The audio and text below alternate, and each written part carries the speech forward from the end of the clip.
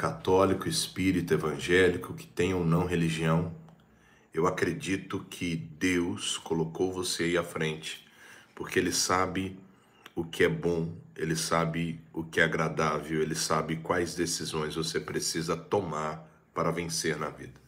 Por conta disso, nós estamos começando mais um dia e as nossas lives começam ao amanhecer, no nascer do sol, começam as nossas transmissões em todas as redes em cadeia. Nós sabemos o quanto Deus tem, pode e vai fazer na tua vida. Portanto, eu quero lhe trazer uma boa notícia. Primeira, você não está sozinho. Segunda, você foi escolhido por Deus. E terceira, boa notícia. Vai chegar um momento da sua vida que você não vai saber o que fazer. E é nesse momento onde Deus começa a colocar a poderosa mão dele. Porque aquilo que é impossível aos homens se torna possível a Deus.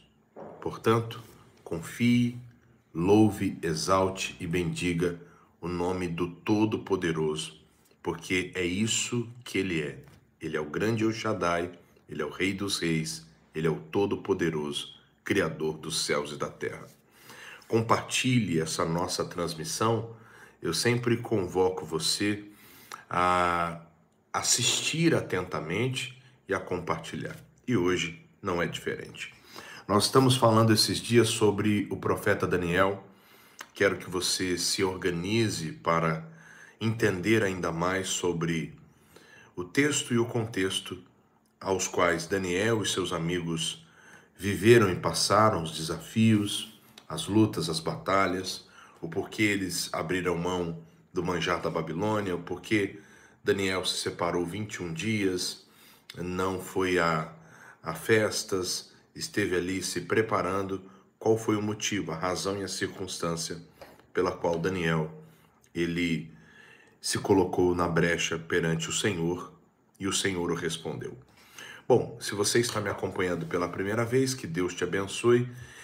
E se você quer crescer tanto quanto tais personagens cresceram, fique comigo até o final do vídeo e eu vou te ensinar a como viver na dependência de Deus.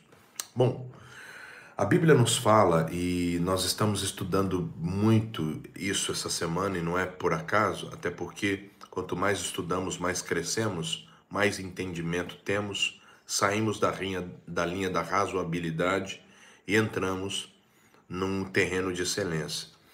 Daniel e seus amigos, eles negaram todas as ofertas que continham facilidade na Babilônia. O último episódio que eu citei, eles deveriam adorar a estátua narcisista do rei Nabucodonosor, toda feita com ouro, um pavão ambulante, e ali, se não adorassem, seriam lançados na fornalha de fogo ardente. O rei ficou bravo, denunciaram os garotos, denunciaram os homens, e eles chegaram diante do rei e falaram: rei, não tem problema, podemos virar churrasquinho se for necessário, mas nós não vamos aceitar essa lei que não tem nada a ver com o benefício do povo. Pelo contrário, essa lei é uma lei individualista, essa lei é uma lei narcisista, essa lei é uma lei tola. Então não estamos aqui para obedecer lei tola. Não somos babões dentro do seu palácio. Nós queremos algo que seja efetivo para o governo. E o governo que seja de todos, não somente da sua imagem. E eles estavam ali condenados. E a Bíblia nos diz que furiosamente o rei os lançou na fornalha de fogo. Escute isso aqui, pois é muito importante para você. Olha só. Daniel 3, no versículo de número 13. Então, Nabucodonosor, com ira e furor, mandou chamar Sadraque, Mesaque e Abidnego, e trouxeram esses homens perante o rei. Ou seja, os 3 homens foram lançados, e os 3 foram colocados diante do rei, e o rei perguntou se era de propósito, se era intencional a questão deles afrontarem a ordem real. Porque para o rei era uma coisa, para Sadraque, Mesaque e Abidnego era outra coisa. Para o rei era uma afronta, para Sadraque, Mesaque e Abednego era um privilégio serem confrontados por amor à palavra de Deus. Para o rei, aquilo era um motivo de vergonha. Para Sadraque, Mesaque e Abednego, era motivo de orgulho. Nós precisamos entender quais são as motivações que tocam a nossa vida e quais são as razões pelas quais devemos lutar até a morte. Se for necessário morrer defendendo uma causa e um propósito pelo qual o nome do Senhor será glorificado, meu amigo, não tenha um pingo de dúvida. Viver é Cristo, morrer é lucro. Agora, se somos como Nabucodonosor, carregamos dentro de nós a vaidade, carregamos dentro de nós a lascívia, queremos a bajulação dos outros, dependemos da prostração de outras pessoas para vivermos, nós estamos perdidos. Porque estar com Cristo é incomparavelmente melhor. Estar com Ele, viver para Ele, ser dele, depender dele, é diferente. Porque existem muitas pessoas que elas acabam trazendo seus medos e seus ressentimentos e querem que todas as pessoas tratem e cuidem disso. Não vou dizer que é impossível não ter medo, teremos medo. O texto não fala, mas é bem provável, por todo o enredo que estava envolvendo Sadraque, Mesaque e Abednego, que eles estavam envoltos até mesmo em medo.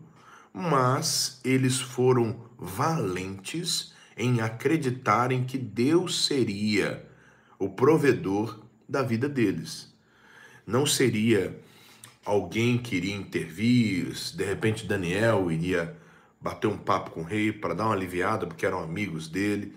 Eles aprenderam a confiar em Deus nos momentos de batalha. Eu posso dizer para você que é isso que falta em você. Você precisa confiar que Deus é Deus dos montes e é Deus dos vales. Escreva isso abaixo, por favor. Deus é bom em todo o tempo, inclusive no tempo de chuva, meu irmão.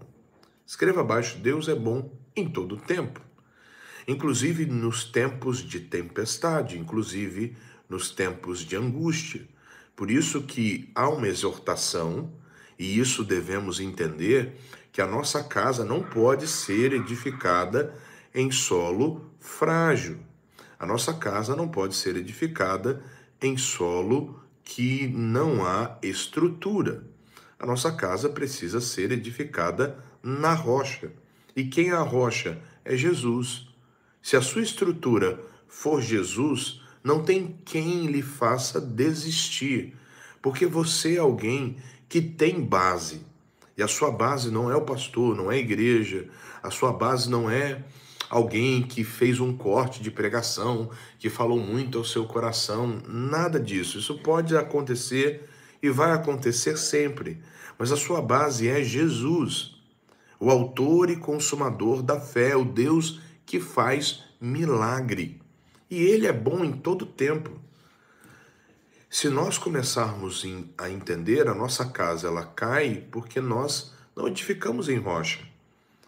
Porque se edificarmos a rocha, virá o vento, a tempestade, virá todas as artimanhas do maligno ou eventualidades da natureza e ela vai continuar firme. É interessante quando nós cremos assim. E mesmo que a casa seja destelhada ou a casa seja levada, lá no meio da fornalha, o quarto homem aparece. Pastor, o senhor tem muita fé. Não tenho fé, é o que está escrito aqui. Não é algo da minha cabeça, não é que eu tenho muita fé, é o que está escrito. Se eu não acreditar no que está escrito, então vou acreditar no quê, senhoras e senhores? Aí fica complicado. Então, se eu não acreditar, se você não acreditar na Bíblia, então o que estamos fazendo? Entenda? Viramos meros religiosos do século XXI. Viramos meros espectadores do século XXI. Então, precisamos confiar em Deus. E lembre-se de uma coisa importantíssima aqui que eu vou te falar, hein? Preste atenção. A fé de Daniel, de Sadraque, Mesaque e Abednego não estava no governo do homem. Deixa eu abrir um parênteses aqui e falar com você desses tempos que estamos vivendo. Os tempos sombrios e os tempos de entretenimento político. Porque no passado, geralmente o político ele tinha aquela figura polida. Hoje o político virou um outsider, ou seja, quanto mais entretenimento, melhor. E as pessoas gostam de pão e circo. As pessoas gostam de pegar a pipoca e assistir vídeos relacionados a uma série de coisas que acontecem no dia a dia. O que eu estou dizendo para você é simples. Nós não devemos votar por entretenimento. Nós devemos votar por qualificação. E uma das coisas e um dos critérios mais importantes em tempos políticos é simples. Nós votamos por eliminação. Eliminação baseada no seguinte critério: tem capacidade para administrar a minha cidade? Tem gestão? Qual é o passado desta pessoa? Porque o passado vale a pena. Uma vez uma garota, ela disse assim: pastor e tal, tô namorando um menino e tal. Eu falei: bom, você conhece o passado dele? Ele já foi sincero com você? Ele já bateu um papo com você? Não, ele nunca foi. Eu falei: então você deveria conversar com ele se tem alguma coisa que possa, de repente, até atrapalhar o namoro no presente, recorrente a um passado próximo que aconteceu.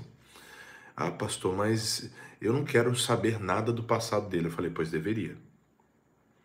Porque às vezes, irmãos, as pessoas são frágeis emocionalmente e não querem cutucar em vespeiro, mas é necessário. Porque você conviver com uma pessoa que você não conhece é como dormir com um inimigo. Aí você depois vem pedir oração: pastor, o diabo me enganou. O diabo não, você não foi atento. Assim também é a propaganda política. Eu me lembro de um político na época que eu era pastor no Rio Grande do Norte, que ele falava que ia fazer uma ponte de Natal até Fernando de Noronha. A propaganda eleitoral dele era essa: eu vou fazer uma ponte, pastor, de Natal a Fernando de Noronha.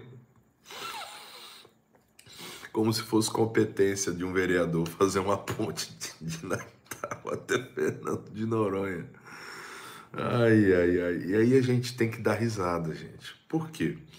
Porque tem gente que não tem um pingo de estrutura para assumir um cargo legislativo, no executivo.